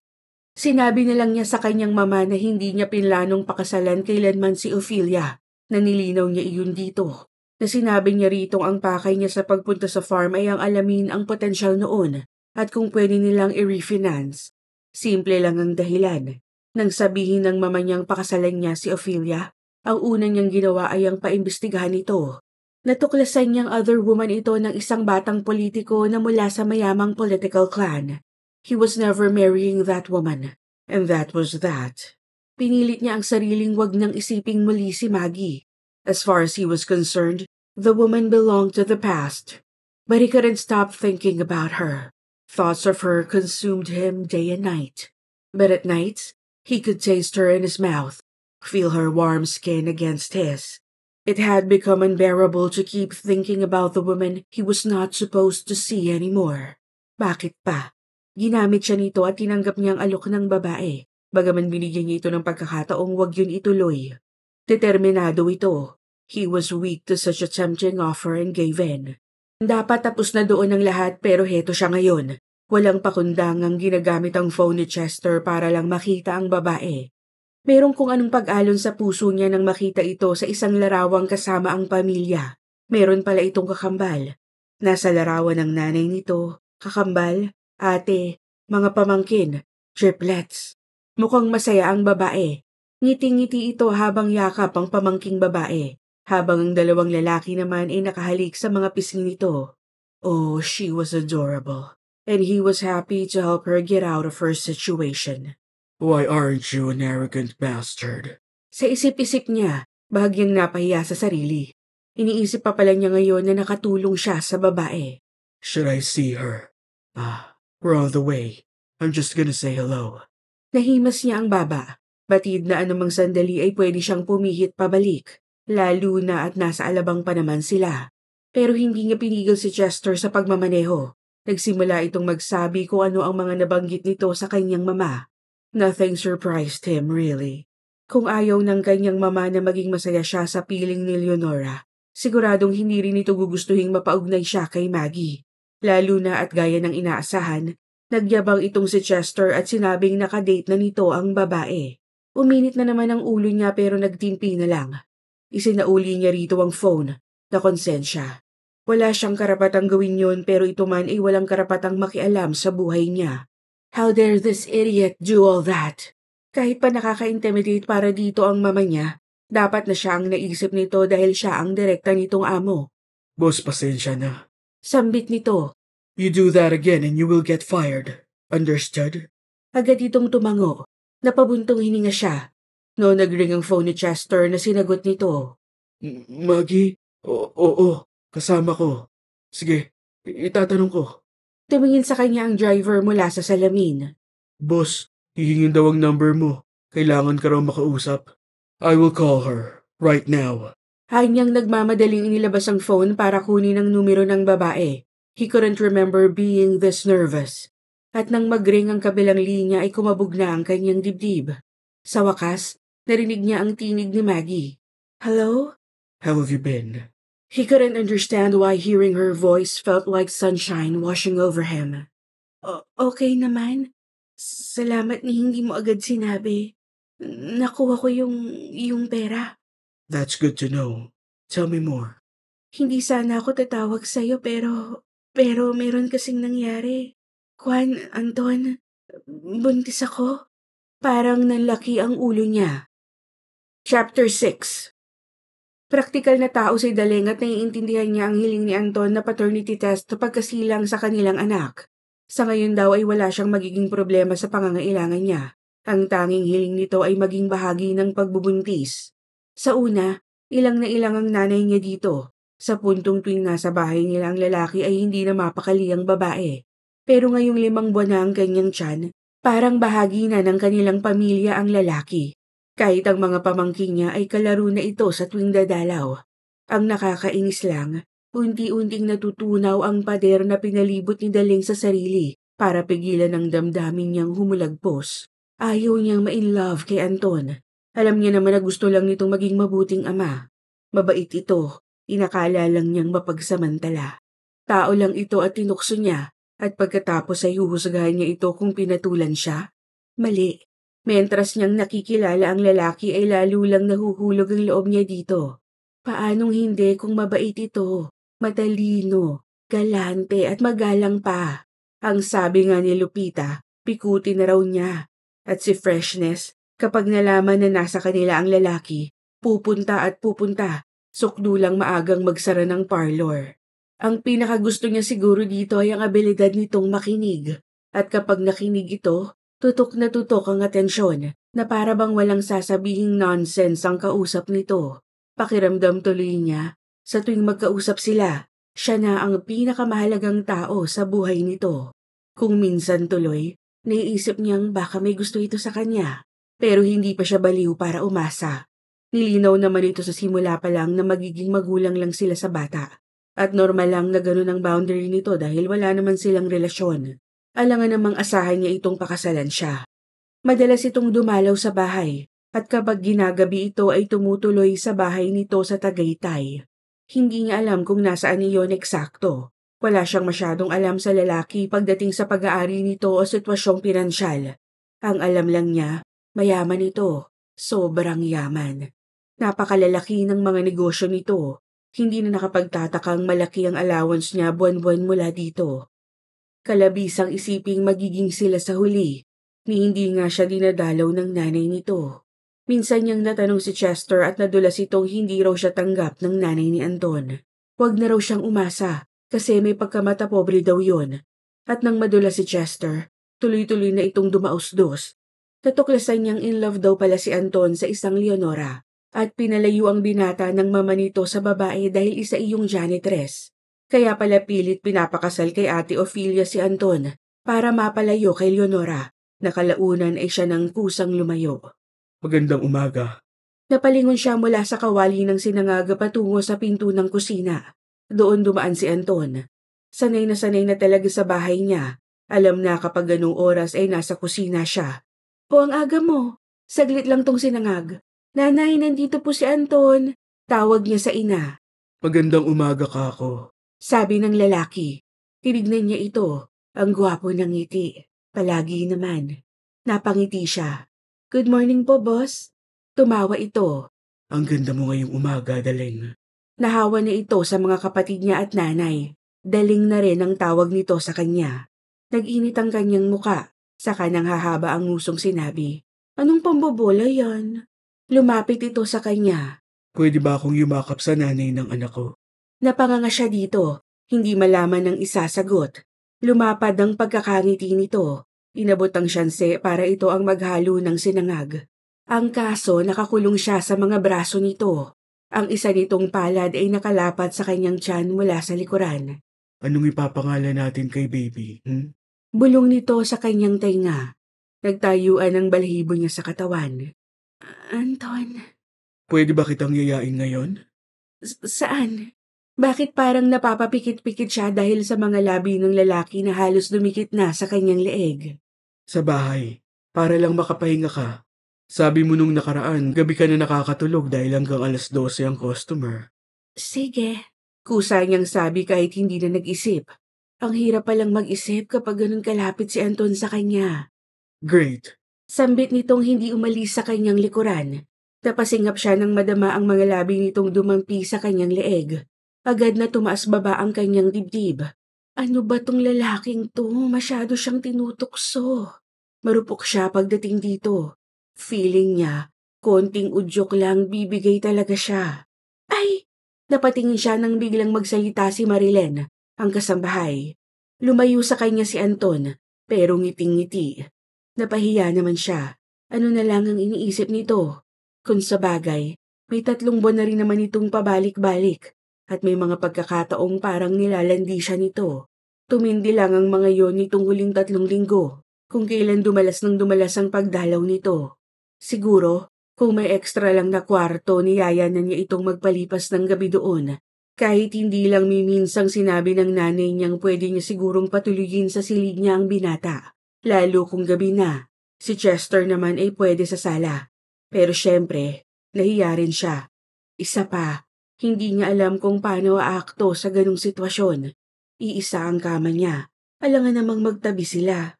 Ang weird siguro para sa lalaki na inakit niya ito at ngayon ay naiilang siya magtabi sila. Lalo na at buntis na siya. Hipokrita lang. Ito kasi, ingos niya kay Anton nang tumalilis ang kasambahay. Parang napahiya. Tumawa ang lalaki. Bakit ako? Lumapit itong muli at niyakap siya mula sa likuran. Idinikit ang labi sa gilid ng kanyang leeg. Ito na lang ang almusal ko. Pwede ba? Parang baliw.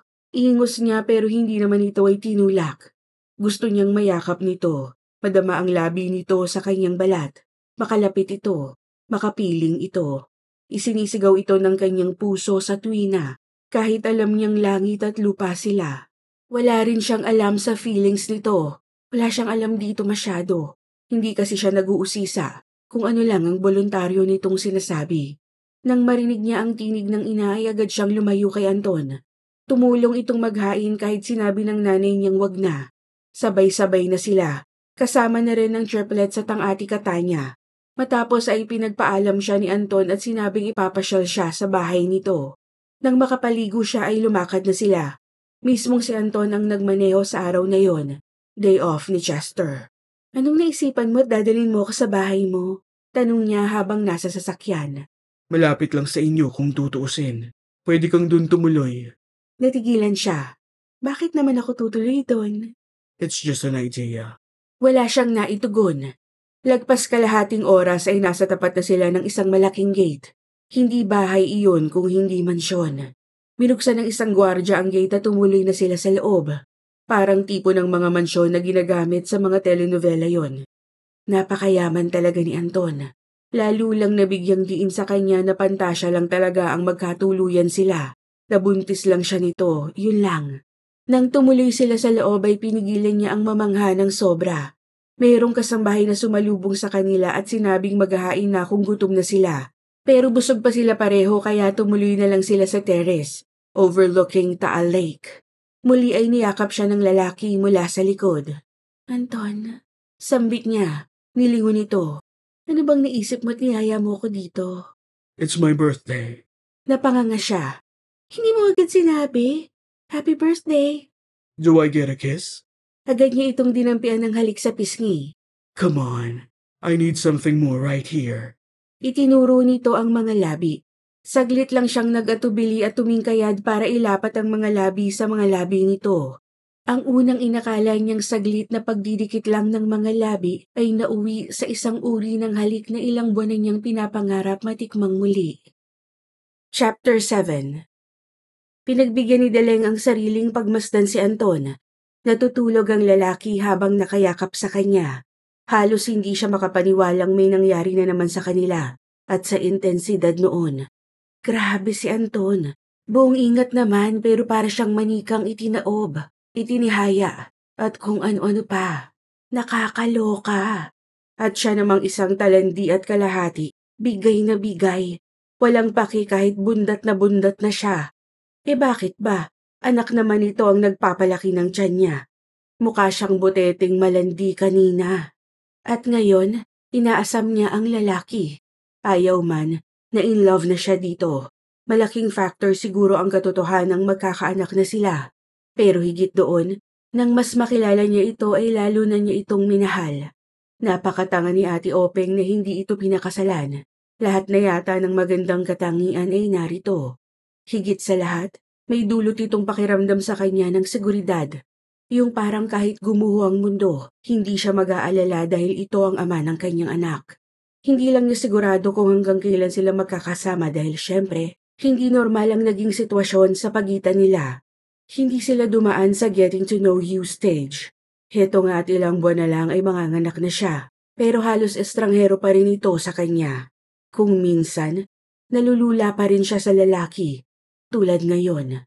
Talaga bang katabi niya ito? Talaga bang ito ang ama ng kanyang anak? Dinampian niya ng halikang labi nito sa kapumikit.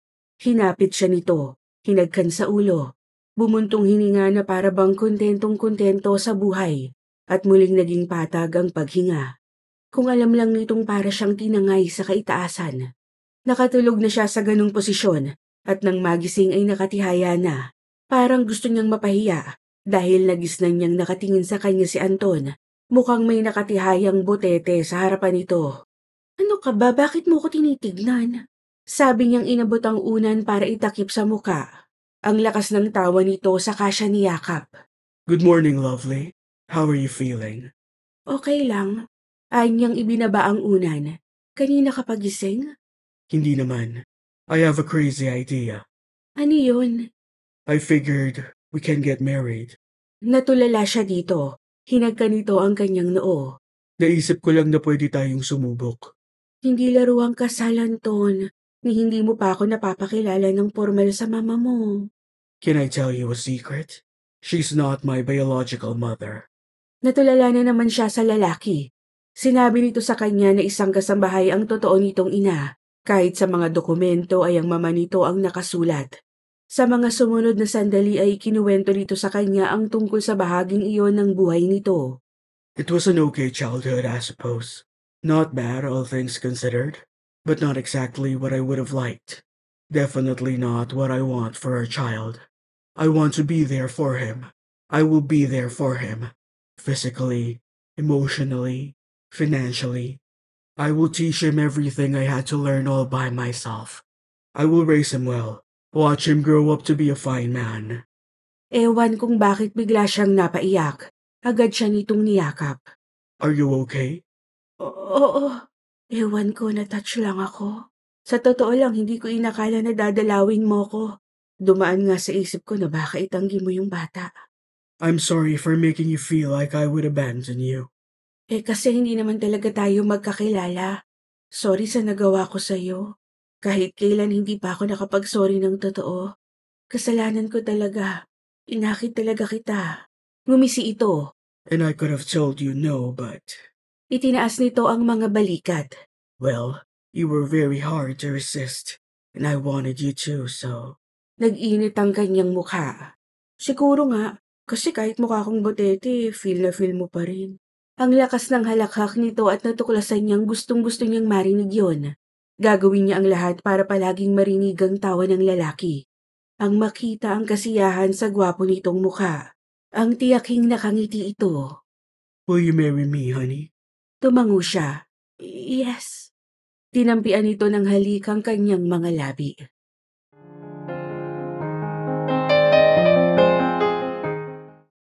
Si nanay mukha na talagang donya. Hindi ko kinakaya, nakabalinsyага sa bahay. Kaso lang, may donya bang labasuot ang blouse? Ang lakas ng tawa ni Daleng sa sinabi ni Freshness.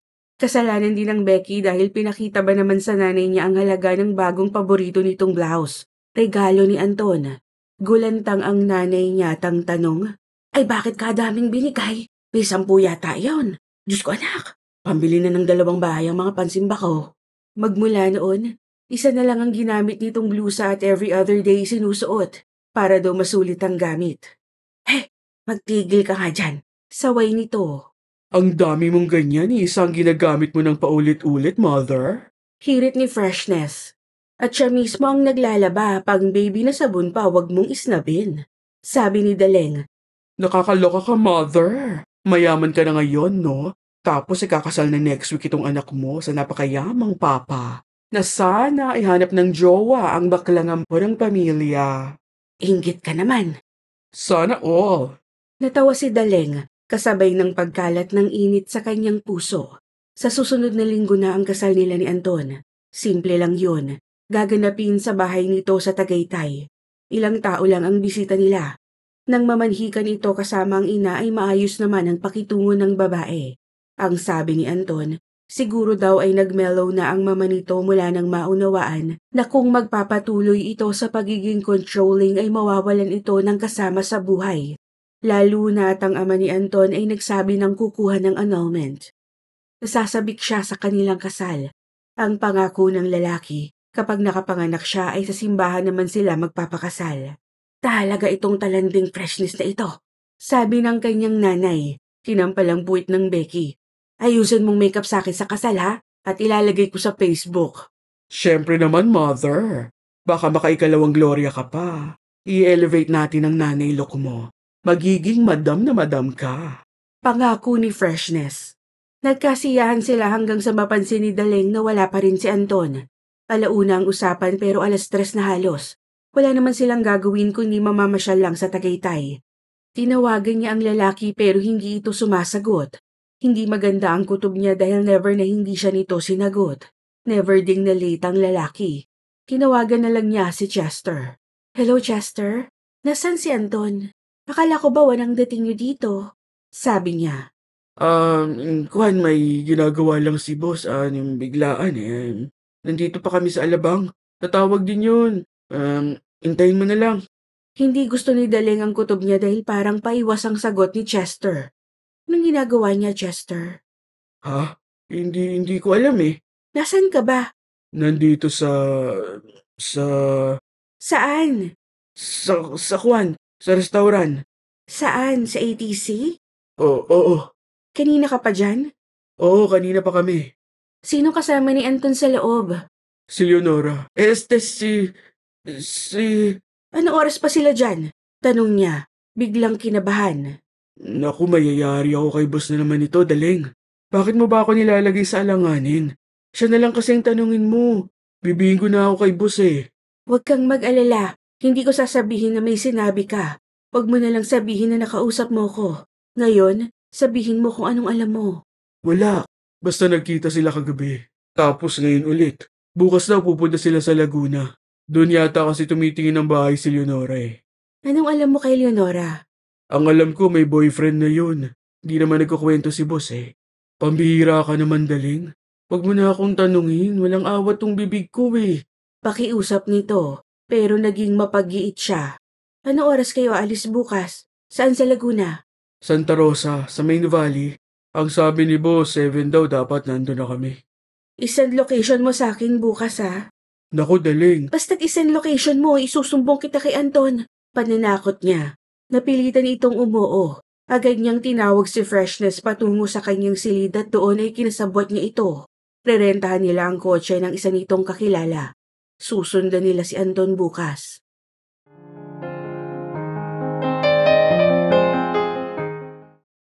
Hindi ko malaman sa'yo kung anong inaasahan mo eh. Sinabi na nga sa'yo ni Chester na kasama yung Leonora. Sermon kay Daleng ni Freshness. Pinunasan niya ang mga mata. Hihikbi-hikbi siya. Hindi mapigilan ang damdamin. Nang makita niya ang lalaking pakakasalan na kasama ang ex nitong sa pagkakaalam niya ay minahal nito ng totoo, para ba siyang nanghina. Hindi siya kailanman sinabihan ng I love you ni Anton. Alam niyang pakakasalan lang siya nito dahil magkakaroon na sila ng anak. Siguro naman may pagtingin ito sa kanya. Hindi lang niya sigurado kung makakapantay man lang sa pagtingin nito kay Leonora. Alam niya naman yun kaya bakit siya umiiyak. Bakit din niya ito sinundan? Siguro dahil wala siyang tiwala sa impormasyong galing kay Chester. O baka gusto lang niya makita sa dalawang mata niya. Siguro dahil sa kabila ng kasiyahan niya sa pagpapakasal nila ni Anton sa darating na linggo, nandoon pa rin ang pagdududa. Dahil naniniwala pa rin pala siya na kailangan ng love sa pagsasama. Hindi pwedeng para lang sa kapakanan ng bata. Tulad na lang ngayon, inuuna nito si Leonora kaysa sa kanya. Kasi syempre, sa babae ito masaya, hindi sa kanya. Ngayon pa lang yun, paano na paglaon? Baka magsisi pa si Anton na siya ang pinakasalan. Pwede naman silang maging magulang ng anak nila nang hindi nagpapakasal. Para kahit paano, matagpuan nito ang totoong kaligayahan. At ganoon din naman siya balang araw. Mabuti na lang at natuklasan niya bago sila na ikasal. Tumahan ka na, friend. Niyakap siya ni Freshness. Napahagulgul na siya hanggang sa makarating sila sa isang kainan. Kailangang humupa ang pamamaga ng mga mata niya bago umuwi. Pagtataka ang nanay niya. Noon nagring ang kanyang phone. Si Anton ang tumatawag. Sinagot niya yon. Good morning, my love. Bati nito, puno ng enerhiya ang tinig. Nasaan ka? Tanong niya. I'm on my way to see you. Dito ako manggagaling sa Santa Rosa. Malapit lang. May dinaanan lang ako. Babawi ako dahil hindi ako nakarating kahapon. Dahil may ka-business deal ka? Sabi niya, sarkastiko. Yun ang dahilan nito kahapon. Yup. At ngayon, bakit maaga kang nasa Santa Rosa? Same deal. Pero tapos na kaya didiretso na ako dyan. Nandito ako sa Tagaytay. Oh, anong ginagawa mo dyan? Wala lang. Kasama ko si Freshness. Alright. I'll be there soon. See you, my love. Napaluhanan naman siya nang matapos ang tawag. Ano kaya ang balak ni Anton? Ang magsalitan? Paano kapag nabisto na rin ito ni Leonora? Sino ang pipiliin nito? Huwag ka nang umiyak. Ano ka ba naman? Malay mo ba naman kung nagkita lang yung dalawa dahil sa business? Sabi ni Freshness. Tagalinis daw ng apartment ni Anton yung babae noon. Anong business ang pwede silang magkaroon, Fresh? Malay mo naman. Sabi nito pero halatang hindi rin kumbinsido. Umorder na lang sila. Siya ay inumin lang dahil parang hindi siya makakain. Iniisip lang niya ang sasabihin kay Anton. Maya-maya ay dumating na rin ang lalaki. Agad siya nitong hinagkan sa pisngi pero umiwas siya. Anything wrong? Tanong nito. Lintek. Ang gwapo-gwapo. Ang bango-bango. Paano naman niya makukumbinsi ang sariling maniwala na pwede silang magtagal kung hirap siyang kumbinsihing pwedeng ma-inlove ang tulad nito sa kanya? Excuse me titingin lang ako sa bake shop. Paalam ni Freshness. Nakaramdam na kailangan sila nitong iwan ni Anton. Inabot ng lalaki ang kamay niya nang wala na si Freshness. Iginalaw iyon ng bahagya sa gawing tila gusto siyang pangitiin. All good? Muli nitong tanong. Binawi niya ang kamay. Anton, hindi mo naman ako kailangang pakasalan dahil nabuntis mo ko. Maigi siguro na nakapag-isip ako bago tayo nagpakasal. Kasi parang mali eh. Natigilan ng lalaki. Halatang hindi inasahan ang kanyang sinabi. May I ask why the change of heart?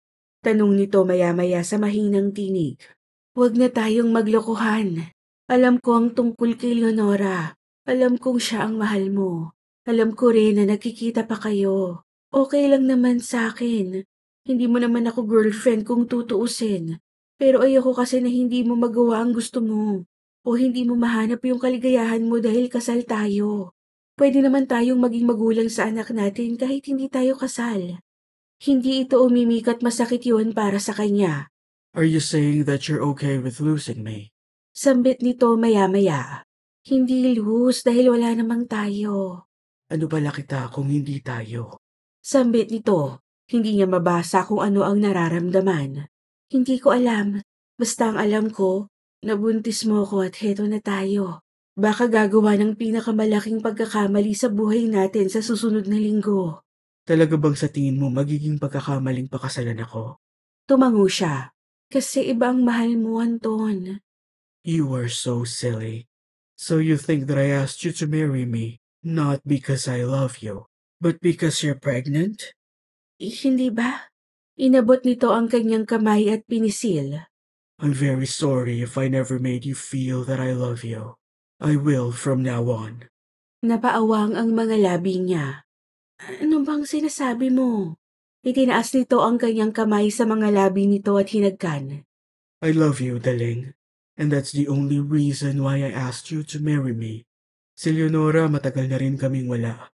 Almost a year before I met you. I suppose I fell out of love quickly because she got back together with her ex. It made me realize just how shallow her feelings were for me. Nakipaghiwalay siya sa akin at noong sumunod na linggo, iba na ang boyfriend niya. Siguro noon pa siya may feelings para dun sa lalaki. Sinong makakapagsabi? At ngayon kasal na siya sa ibang lalaki actually. A businessman who wants to lease a property I own in Santa Rosa. Kaya kausap ko sila nung isang gabi, kahapon at kanina. Naitakip ni Daleng ang kamay sa bibig. Maya-maya ay biglang nasambit. Siraulo talaga niyang si Chester. Ang lakas ng halakhak ni Anton. Next time, just ask. Nag-init ang kanyang muka. Sorry kasi nga hindi pa tayo siguro magkakilala ng gusto kaya ganito ako. I realize that now. And yes, if you would like to postpone the wedding, that would be okay with me also. Maybe you want to get to know me better. Tama ka rin naman. Mas maganda nga yun. Napatango siya. Pero gusto kong malaman mo, Anton, na mahal din kita. I know. Nakakainis to. Ang lakas ng tawa ng lalaki. Honey, I feel it every time we're together. Nakikita ko kapag nakatingin ka sa akin. Nararamdaman ko sa pag-aasikaso mo sa akin.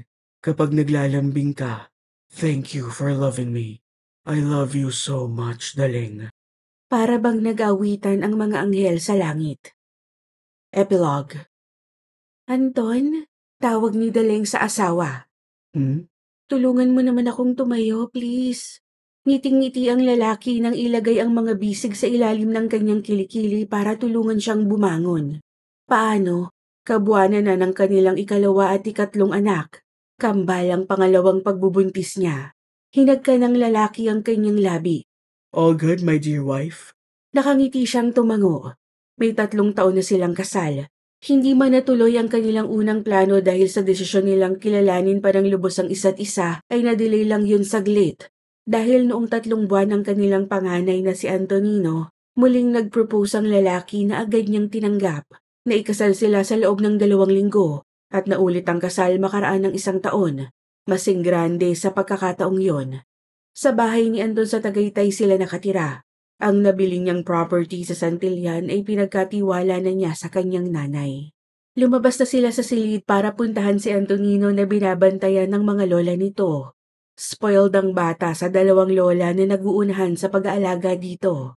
Ang sabi ni Anton, masaya itong makita ang kinikilalang ina na bumait. Humingi daw ito ng sorry kay Anton. Ang sabi daw nito ay ginagawa nito ang lahat para magbago sa tulong ng therapy nito sa isang psychiatrist. Mukhang epektibo naman. Tumuloy sila sa kusina kasama ang maglola. Isang masaganang almusal ang nakahain. Masaya ang kwentuhan nila. Noon niya sinabi sa 2 lola na dahil kambal na babae ang laman ng tiyan niya, ay Maria Purificacion at Maria Sonia ang magiging pangalan ng mga ito mula sa pangalan ng 2. Biglang napaluha si Mama Sonia na inalo naman agad ng nanay ni Daleng. Napatingin si Daleng sa asawa. Ngumiti ang lalaking mas lalong nagiging gwapo sa araw-araw. Mahal kita. Iginalaw ng kanyang labi dito dahil umaapaw ang saya sa puso niya. Hinagka nito ang kanyang ulo at bumulong sa kanyang tainga. I love you more. Wakas. Sana po ay mag-subscribe kayo sa aming channel. Mag-like at mag-iwan ng comment. Malaking tulong po ito para madami pang makadiskubre sa aming channel na nangangahulugan na mas madami pa kaming mai-upload na istorya. Muli po, maraming salamat. Hanggang sa muli. I swear my intentions are good. I'll take care of you like I said I would.